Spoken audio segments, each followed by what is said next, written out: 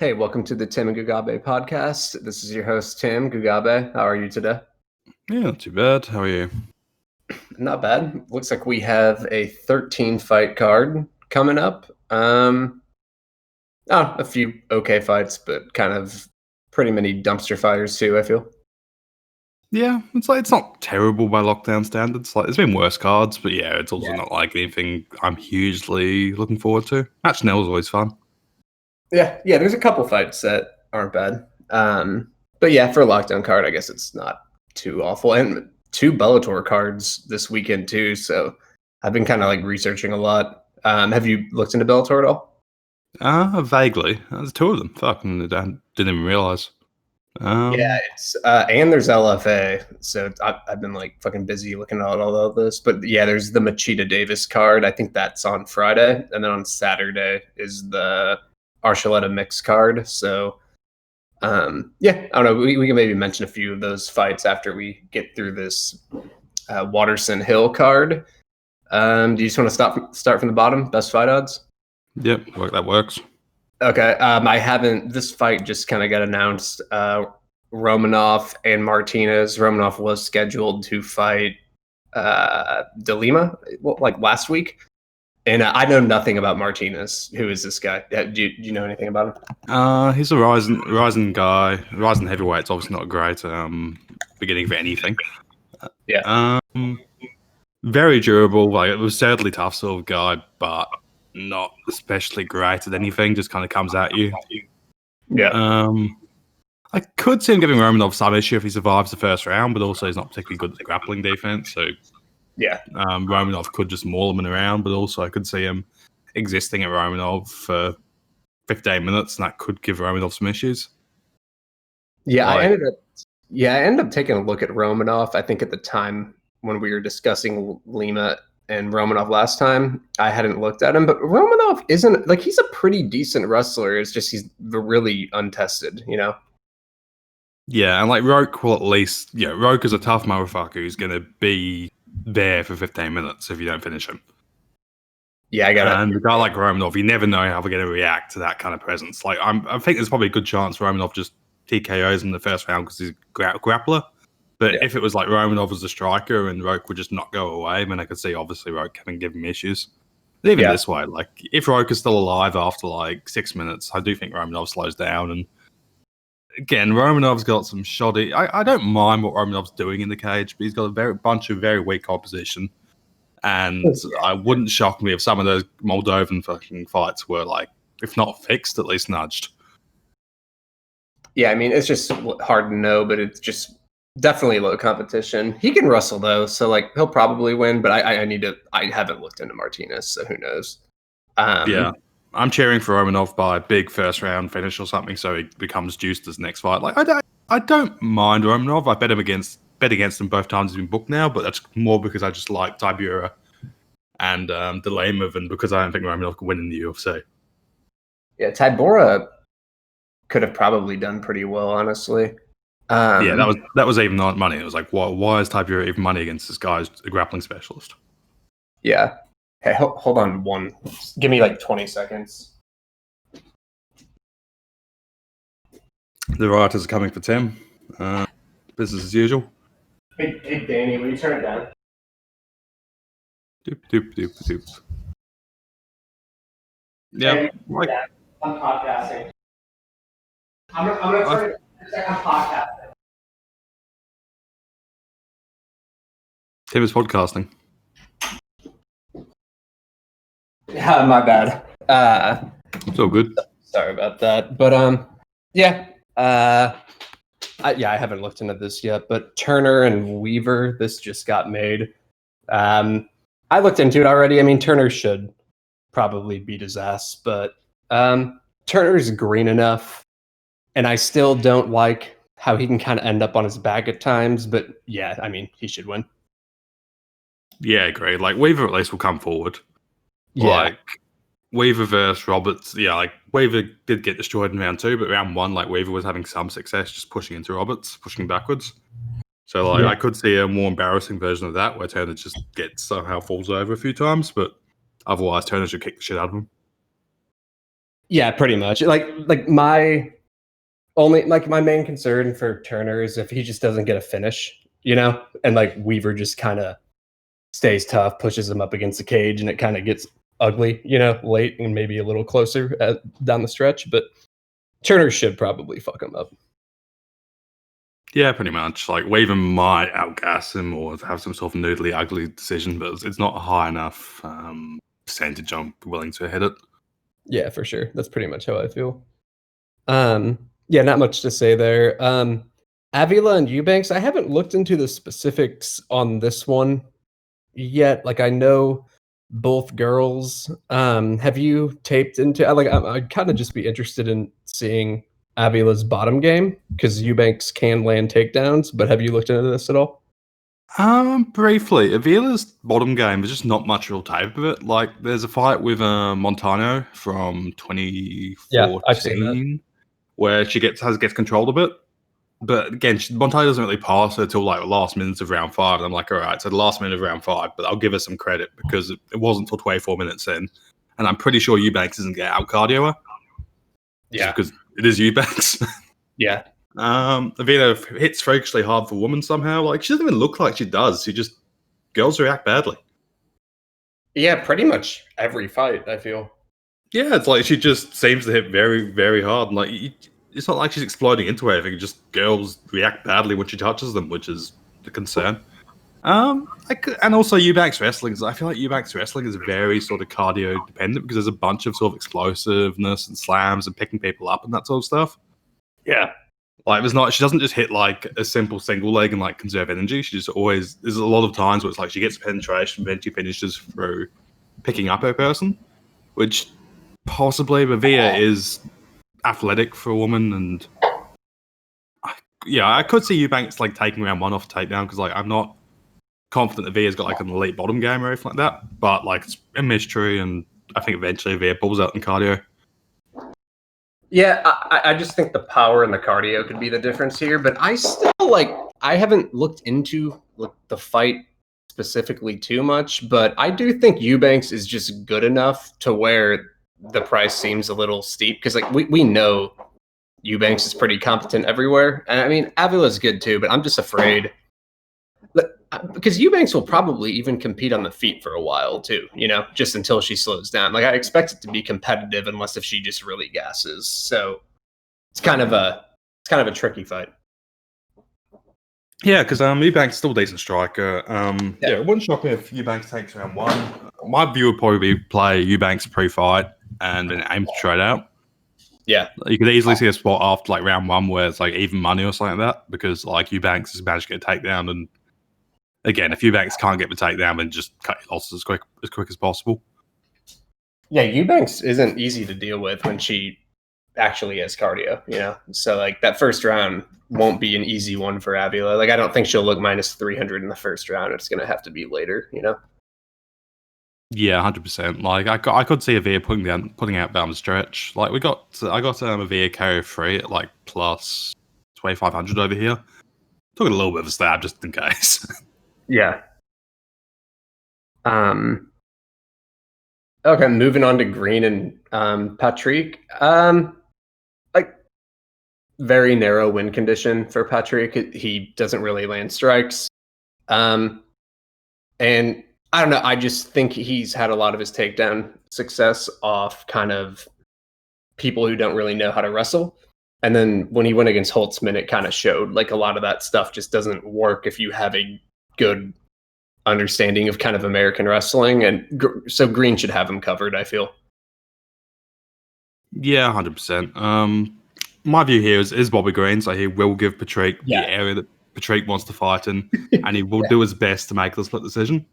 Yeah, like it's potential. I mean, Guida had like moments. Just I do notice Guida's kind of a little more tenacious with staying on the shots. Where Patrick, once you like stop one, he doesn't really chain shit together. That's one thing that will probably help Green here. But I do agree, like there was enough scary moments against Guida to where Patrick could potentially edge out a split decision. But I mean, Green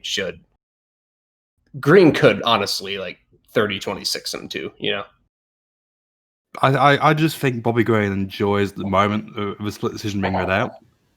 It's Yeah. like it's his fetish, and again, it's Bobby Green, and he'll make this a split decision just because he can. Like even like Guida took a roundish off him, and yeah, that was kind of stupid. Yeah, And no, I hear you.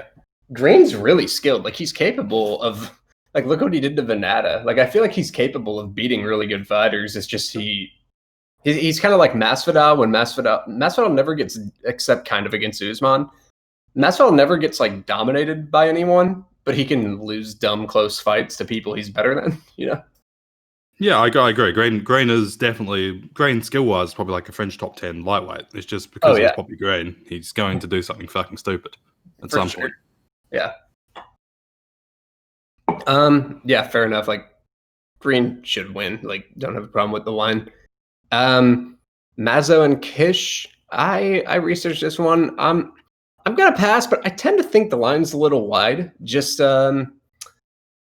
both girls have pretty good striking metrics, and Mazo's really come forward. But just Kish has never been outlanded at a distance in her career, which is like, and she's fought some decent competition. Like she's like outstruck some okay, like lower to middle class, I would say, women flyweight type of thing, like Pudilova and things like that. But and she just just not even the numbers. She moves her feet well, and Mazo's very come forward, so I could see her having trouble kind of, cutting off Kish to really start landing her strikes. And Kish lands a lot of leg kicks too. So I don't know. I tend to think the line's probably a little bit too wide. Like I understand why Mazo's a favorite. She probably hits a little harder. She's probably capable of more output, but I just tend to think it will probably be pretty close, especially for the first half of the fight, I would say. Yeah, I agree with that. Kish, I just say this as being a split decision kind of a deal because I think they're both fairly high volume. They both throw a fair bit. Like Kish did get outstruck by Ansarov, but it's Ansarov, so whatever. Ansarov, good. Yeah. Yeah, so I mean, it's pretty irrelevant. I just think Kish is busy. Sorry, I forgot about Ansarov. Other than Ansarov, she has not been outstruck since I meant. Yeah, sorry about that. Leg kicks can be there. It's a good chance it just ends up being a Gion Kim or something where it's a split. It's a close, controversial split decision where Kish lands a ton of leg kicks. Mazo might land maybe the better strikes, but again, what the optics going to be, and somebody's going to get a takedown at some point and stay there. Yeah, I'm not sure who, but I think just this is kind of why I'm probably okay with Mazo being the favorite. In a more decent sized favorite is, I forget the exact stats, but I think Kim has been taken down 4 times, or no, not Kim. Kish has been taken down 4 times and passed 24 times. So you can advance position basically if you get on top of her, and I don't know. Both girls throw kicks, so I could see some dumb caught kicks turning into takedowns. And Mazo at least did that to Dobson a little bit. So I think Mazo has more of the grappling upside. So I get that. But they don't attempt too many takedowns. So I definitely expect stretches to be on the feet where I think it will probably be somewhat competitive. Yeah, 100%. I just feel like whoever gets a takedown will just kind of stay on top of it for a bit. Kish probably gives up more passes, but I still think a decent takedown's probably. Yeah, it could easily be the case. You there, Gugabe? Yeah, sorry. Oh, sorry, I thought you cut out for a second. But I think we're kind of on the same page here. This is one of the 3 fights I need to tape coming up for Frevola and Roberts. I mean, I know their games. I'll let you go on this one. What do you think here? I'm small on Frevola. I feel like Frevola will come forward, and I don't like Roberts' cardio or ability to deal with somebody constantly coming at him. Yeah, I think Roberts is worse than Pena. I was taking a bunch of media opinions that isn't the case, but I think it's pretty clearly the case. And I don't mind Roberts, but his UFC record of his UFC 4 wins are probably the softest 4 wins in the lightweight history. Yeah, they really are. Like, it's legitimately amazing how, like, like in the UFC, he's got like Brock Weaver, Gifford. Gifford, post motorbike crash Orcher, and Yakovlev. Like, I honestly cannot think of a lightweight 4-fight like winning cluster that week. And even his two losses, it's like Pischel and Miller aren't bad or anything, but there's still like he hasn't fought anyone like because there's guys outside the top 15 who I feel like are what just dominate him type of thing, and he hasn't even like really matched up against some of those guys either. Like, I'd honestly take Hernandez over Roberts. I just don't think Roberts deals well with pressure and people coming at him, and Frevola's usually pretty reliable too. Like, hopefully Frevola doesn't just decide he's going to have an outside striking match, because that'd be very dumb. Yeah. But I feel there's a good chance that Frevola's just willing to come forward, bite the mouthpiece, go for takedowns. Like, Roberts' first layer, guillotines or takedown defense is okay, but once you start getting into deeper grappling exchanges, I feel like he's not great once you pass guard. Yeah, for sure. I also a little bit in the under, just I feel like there's a good chance that Frevola just does his best to make a finish happen. Like, Frevola subs plus 850. Yeah, like Frevola and Pichel are similar enough in my book, and I think Frevola might be a little bit worse than Pichel, but also a little bit more likely to bite the mouthpiece earlier. Yeah.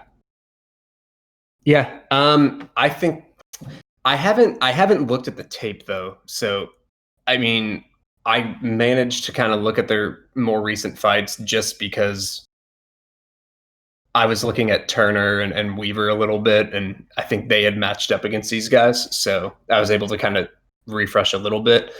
But I think just Frevola probably attempts enough takedowns to where he'll get some takedowns and probably get top time late, I do expect it to be kind of competitive early though.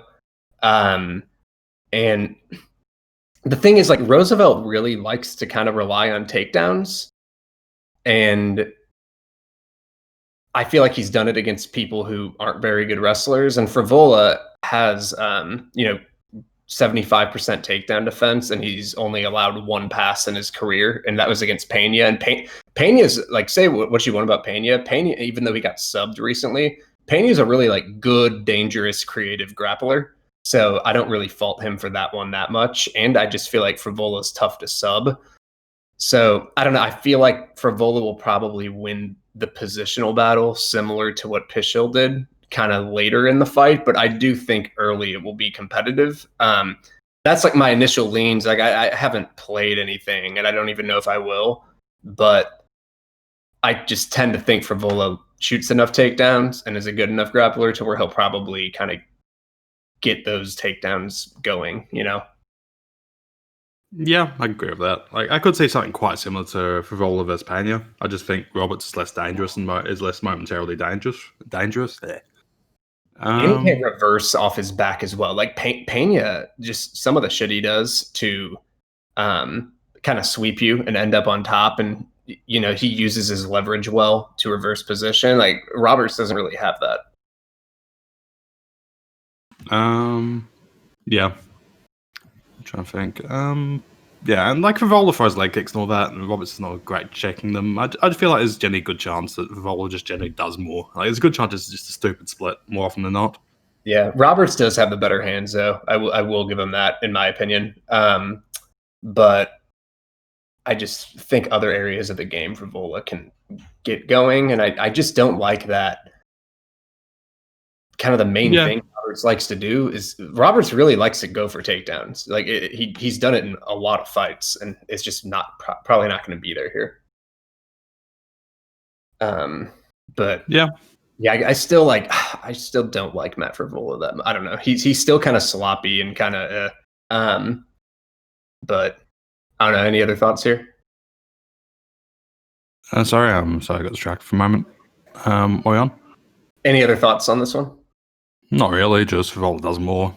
Close split decision. Very dumb fight. Whatever. Yeah, pretty much. Speaking of dumb, wait, we're not there yet. Ivy and Barberena. It's kind of a dumb fight. You're saying this isn't a dumb fight?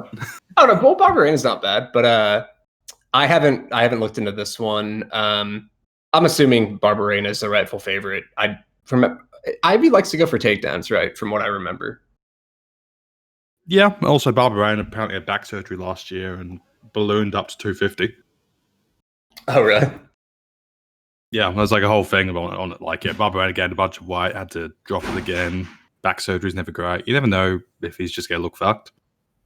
Yeah, it's hard to like quantify those things, you know. Yeah, you never really know with like outside the cage stuff. Yeah, but still, like, because it's Barberena and he doesn't really have any defense, and like he could just be physically fucked. I wouldn't play him at minus 250 ish. Yeah. Like Oh, yeah, yeah, no, Barberena minus 250 at the best of times is not playable. Oh yeah, yeah. Like I'm not advocating a play on Barberena. I'm just saying the line seems fair, just reasonable. Like he probably should be a bit of a favorite here.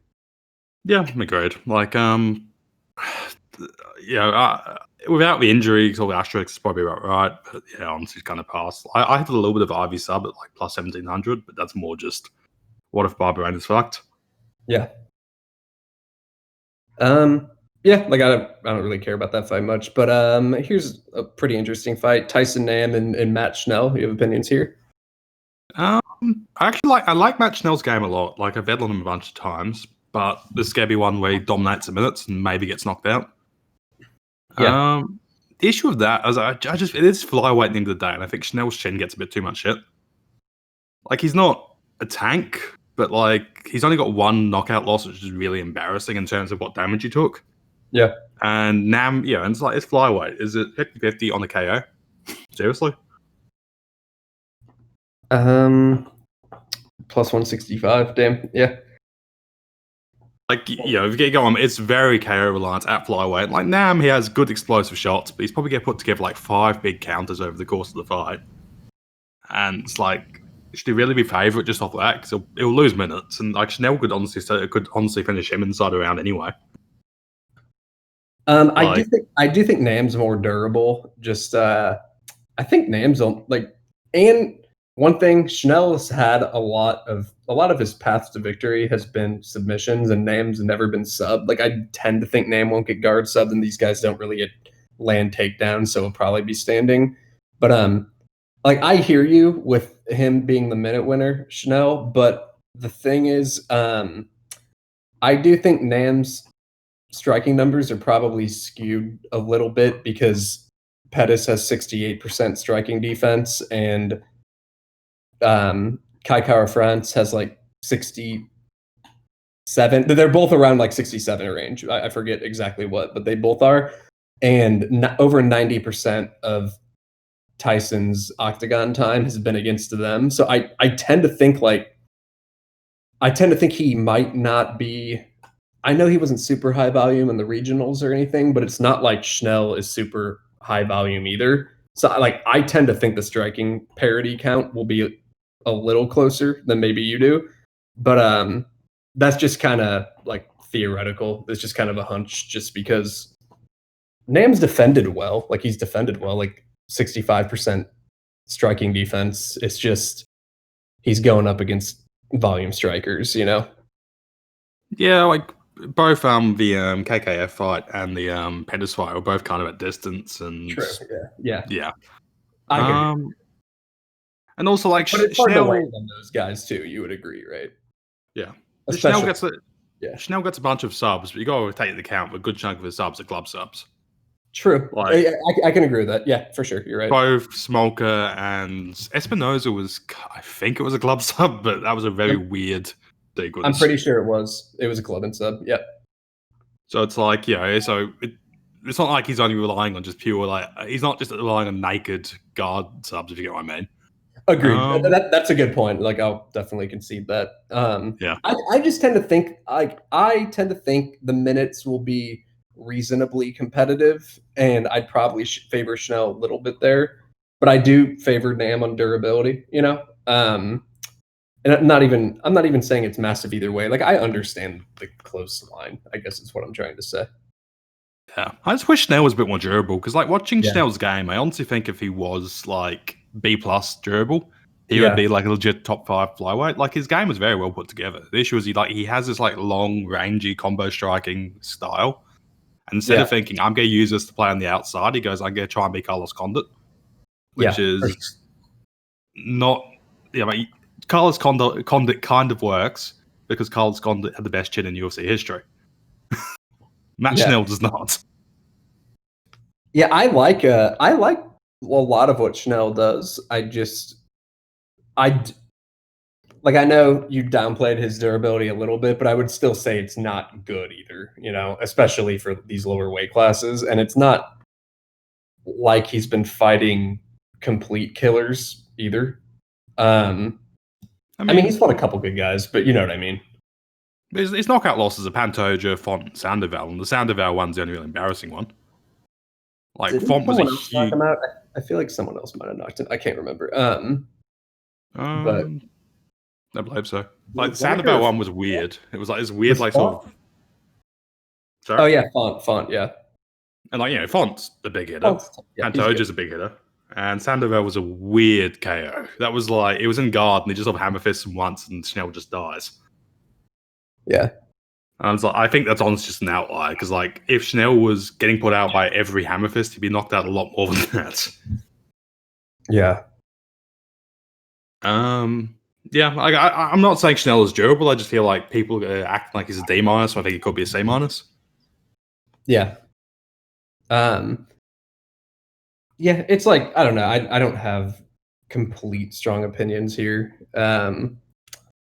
It's hard to, I don't know. It's just hard to kind of know. Like, I do wish Schnell was a little more durable. That's kind of the main thing scaring me off from him, I would say.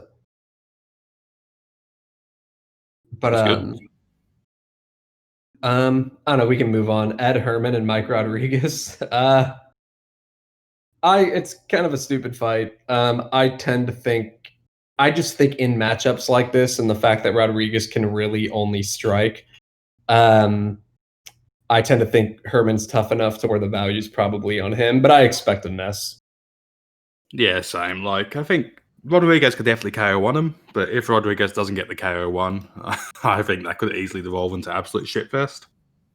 Like, oh yeah, for sure. If I was going to bet Rodriguez, I bet Rodriguez round one, just because I feel like if he doesn't get the round one stoppage, something stupid's happening. Yeah. Yeah, I hope Ed Herman grinds him out, because I enjoy Ed Herman. He's one of the many people who slew Carlos Ibragimov. Oh yeah. And Mike Rodriguez, he's okay, but he's a bit of a mental midget. He does gas, so I could definitely see how Ed Herman breaks him. Yeah. But I assume Mike Rodriguez probably wipes him with a decent clip, but who knows? Yeah. It's like, I don't know. I just get skeptical of these 205-pound striking fights, and Herman is tough enough and come forward enough to where I think this is probably going to turn into a mess. But yeah, I don't know. That's kind of like a dogger pass situation, I would say. Yeah, agreed. Just awful. Yeah, for sure. Quarantillo and Nelson. I played Quarantillo a little bit early. I think Nelson's KO or bust. That's pretty much what I think about this fight. I think the numbers back it up. I think my eyes back it up too. And I just think Quarantillo, if he doesn't get put away, and I don't think Nelson can sub him either, which I like. So I really think Nelson's KO or bust here. And yeah, so I think Quarantillo will probably just take over and really beat him up. I could cite a bunch of stats and stuff, but Quarantillo has pretty much every metric you could want on his side. That's what I would pretty much say. And the cardio edge, the come forward edge. But I don't know, thoughts here? Yeah, I agree. Quarantillo more process. Nelson could just come out like a man on fire and wipe him inside a round. Very possible. Yeah, for sure. That's his path to victory. Honestly, it's the same fight as Spike Carlisle in a lot of ways. I think Nelson's got less. Nelson's got less upside than Spike Carlisle and craziness and athleticism, but still a similar dynamic. Spike's a much better grappler than Nelson. That is at least what I saw, and I'll just start citing some stuff. But I think Matt Sales passed the guard of Nelson 3 times on one takedown, and Matt Sales is not a good grappler. And Quarantillo passes a fuckload. And not only that, Nelson's really susceptible to ground and pound, like super susceptible. And you could just see it in all the fights that he's had so far. And Quarantillo, that's what he does, you know? And I think Quarantillo, like, he wiped out Carlisle in the total strikes. And I just don't think Nelson is the type of guy who can explode to reverse position as well as Carlisle. So I like that even when Quarantillo gets put on his back, like, he's one of the few guys who can get body triangled and he's fine. Like, he works out of it well. He has a strong base and kind of can reverse position. And I was actually kind of impressed by Spike. I didn't think he was good going into that fight, but there was kind of low footage on him. But I was actually impressed by his grappling in that fight. And I just don't think Nelson is a good enough grappler. Like, I think he's going to get waxed if this ends up on the mat. Yeah, I can agree with that. Spike Carlisle's still a bit of a meme in my opinion. Like, Spike Carlisle, I think his grappling is like one of those ones where it just generates chaos, and like he came on the good side of some of that chaos against Quarantillo, but he also could have easily fucked up slightly and been in a lot worse positions. Yeah. I'm still not ready to call Spike Carlisle a good grappler, but he has a decent feel for places to explode. But like, as you all know, when you start exploding like that, there's like 50% chance you improve your position and 50% chance you get finished. Yeah, like, no, for sure. Like, I hear what you're saying, but one other thing I just want to point out is that, like, Nelson against Sales had top time at one point, and he landed 0 ground strikes, and Sales landed 24 of 37 significant ground strikes, and the total strikes in that fight were 106 to 32. And if you look at Quarantillo, his total strikes are always like well over 100 because he lands a shitload of ground and pound. And that's like a reason why I bet Jared Gordon over Fishgold were the ground and pound metrics, where, like, if Gordon gets a takedown, he'll do more with it, right? Like ground and pound is just something that I've noticed lately is something that kind of goes unnoticed a little bit before a fight, and it can really give you a huge edge in a round. So it's like, why would you not put as much stock into ground and pound stats compared to striking stats on the feet? And it's just been something I've been focusing on, and I really feel like there's a huge mismatch here on that. Like, just a takedown for Quarantillo or a top position is going to mean way more. Yeah.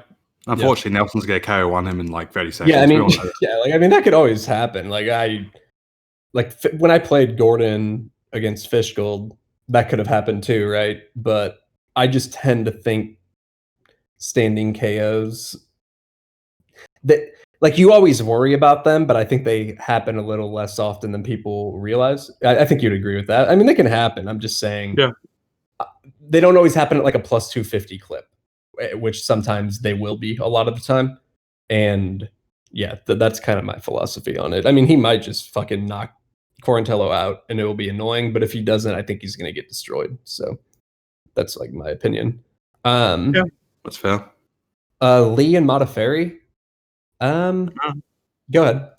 I haven't done a huge amount of tape for this one. I know Modafferi won the first fight. Lee, she gets up well, but she can be taken down on the initial shot. Yeah, it's kind of a weird fight. Like, I can see the dynamic being quite similar to the first time, but I think Lee has improved the defensive grappling, and like on the feet, like Lee should hammer the shit out of her. Yeah, I guess like it's really just wrestler versus striker sort of dynamic. I guess like, can Modafferi get consistent top time? If so, she probably wins. If not, she doesn't. Lee should probably be hammering her on the feet. So whatever. Yeah, I think the value's on Modafferi, and I think she has a legitimate chance to win. I'm like hesitant. Sometimes I get a pussy on playing dogs when I think they're gonna win. Which I probably should stop doing that. But I do worry just because I agree with you. I do think Lee's improved, but I do think their games are still pretty similar. And stylistically, I think Modafferi has a good chance to win. If you like, I always look at numbers, but I always say you have to adjust, and Lee definitely has the statistical advantage here. And if it stays a distance, she'll light Modafferi up. But it's just Modafferi always clinches up. We all know this, and have you watched Lee lately? Like, she'll like play that clinch game with people. I just feel like Modafferi will clinch her up. They'll go against the cage, and Lee will kind of get stuck into playing the clinch and won't always have her space to distance strike. And I just feel like once they're in the clinch, Modafferi is like on par with her there as far as positionally. And then when two girls like this get in the clinch, I just feel like they'll end up on the mat. And I feel like Modafferi, they're pretty like they're pretty evenly matched on the mat, but at these odds, I don't know. And like Modafferi, I just feel like she the half guard sweep that Lee always uses and that she was using on Montana and stuff. Modafferi just like in the first fight, but like it was a long time ago. I agree, but she always like would defend it with holding a strong whizzer and like post off. And Lee was having issues with it. And I mean, maybe Lee's improved to where she can get up and she's fine. But I don't know. I just think there will be a lot of clinching and shit. And I just feel like it could end up on the mat where Roxanne can win, right? Like we would agree Roxanne is probably evenly matched on the mat or maybe better. And I'm just worried that it's gonna I'm just worried for Andrea that it's gonna end up on the mat at a decent amount and up against the cage. So I think Modafferi has a good chance to win. And I think that line's off personally. Yeah, I can see that. Like even against De La Rosa, it was like Lee got up a fair bit, but she also gave De La Rosa a bunch of shots at getting it down. So it was like, yeah, it could definitely eventuate. And Modafferi is just sticky. Yeah, Modafferi's got like a heavy top game too. Like she's good in half guard, and Lee likes to do that. And you even saw Murphy hold down Lee at times too. So like yeah, like I don't know. I'm probably gonna be a pussy and just pass, but I would just advise to not play Lee. Like if anyone's looking to parlay her up to try to win an easy parlay, I wouldn't use Lee. Gugabe and the Pie Coward podcast, episode whatever this is.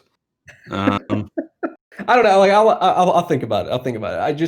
I just don't like. This is my philosophy. I like playing an underdog when I like what the numbers say and what I see on tape. And on this, I like what I see on tape, but I don't really like what the numbers say. And I like to use a mix of both. Like I'd like to have both elements kind of supporting me because sometimes I could just be misreading it when I watch tape, right? Which I could be here, and I could be just because that fight was so long ago. But I still tend to think their games are kind of similar. So I don't know. I just fire on gut feel personally, so Yeah, that's fair. That's fair. Yeah, just a different philosophy. Yeah. Yeah, when Modafferi wins by split decision, it would be funny. But yeah, like Lee's improved. Like I don't know, maybe she just waxes her, but who knows? Complete shit show coming up. Worthy and Azatar. Yeah, I just kind of think whatever. Like both guys kind of swing. It'll probably be whatever.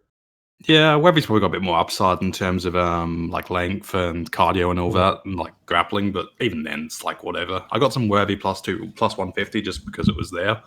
I honestly don't really have a huge conviction. I just saw plus 150 when the line was starting to move, and I was like, all right, fuck it, get it, jump on it. But no massive compulsion or conviction. Yeah, I just see it as both guys like to strike, and it will kind of be like who happens to land the harder shots, whatever. I don't really care. Azatar, like I watch his regional tape. He just likes to strike, right? He kind of just throws hands. Yeah, Azatar he's just an angry, swingy, brave CF sort of guy. Yeah, Worthy has some decent leg kicks. I'll give him that. But yeah, I kind of just expect a high variance striking fight. Hill and Waterson. I don't know. Like like Hill's got the striking upside, I would say, but I just don't think she'll finish Waterson because I just don't believe in standing women KOs at a high occurrence, and I don't think Hill can sub Waterson. I think you'd agree too. So I just think if Hill wins, it will go 5 rounds most of the time. Like she needs it to go to the decision to win the fight generally, and I just feel like in 5 rounds, Waterson will probably land a couple takedowns, right? Just stupid, dumb, like judo throw type of takedowns, or like a tricky little weird back take that Waterson tends to get. Like she even got one on Joanna. And yeah, so I just think because Hill kind of needs to win by going to the cards, and because I think a few takedowns will land, I just think it's going to be. I have bad feelings about it both ways. Yeah, like I feel Waterson probably has to grapple to win. Yeah, Hill should be minute winner standing, but I think it's a massive gap, and also Waterson just has this spell over the judges. she really does. Yeah. So like my view is you could easily see this breaking down into a like even if it's say standing, I think it ends up being a stupid close decision. So I think Hill should win that decision. And Waterson's got the grappling upside, so I do kind of think Waterson should be value here. But also I don't like betting Michelle Waterson on general principle. Yeah, I like no, I was kind of thinking Waterson has it too. I think Waterson has like a sub upside too. I doubt, I don't know. I don't think she probably won't get it, but I could see her getting it. Like I think she has a higher finishing path. And if it 100%. Yeah, you'd agree she has a higher finishing path, right? Like subs over standing KOs, right?